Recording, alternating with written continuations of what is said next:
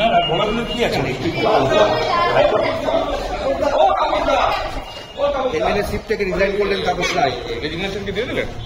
হ্যাঁ, রেজিগনেশন দিলাম। অনারেবল স্পিকারের সামনে দিতে হয়, সই করে দিতে হয়। হ্যাঁ, তো ওনার সামনে সই করে হ্যাঁ, মেম্বারশিপ থেকে রিজাইন করলাম। মানে এমএলএ পদ থেকে? হ্যাঁ, ওটা তো মেম্বারশিপই বলে।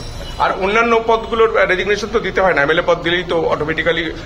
আমি 1 তারিখে দলীয় যত সাংগঠনিক আমার পদ ছিল সবগুলো থেকে আমি রিজাইন করেছি। কাকে দিয়েছেন?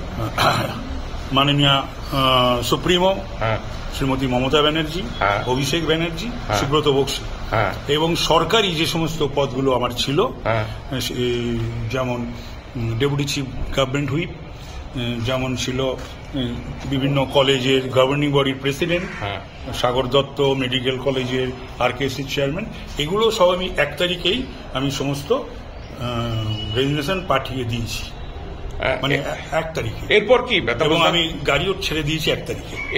এরপর বিজেপির কি ক্যান্ডিডেট হবে? আমি জানি না, সেটা কি করে জানবো? এইটাকে বলার অধিকার আমার আছে। বিজেপিকে যোগ দেবেন? দেখি, সেটা আমি এখন ভাববো। এখন তো আমি নিজে একটু ফ্রি বার্ড। এখন আমার সঙ্গে 23-24 বছরের তৃণমূলের সঙ্গে যাবতীয় যে আমার সম্পর্ক, সেই সম্পর্ক ছিন্ন হলো। আগামী দিনটায় আমি দেখবো, আমি ভাববো কি করব।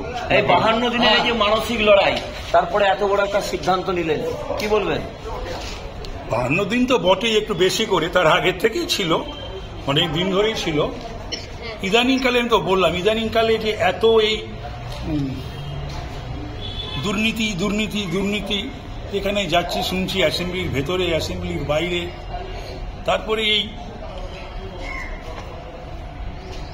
আমাদের এই যে ঘটনাটা ঘটল সন্দেশখালী, সেই সমস্ত ব্যাপারগুলো আমার মনকে খুবই নাড়া দিয়েছে।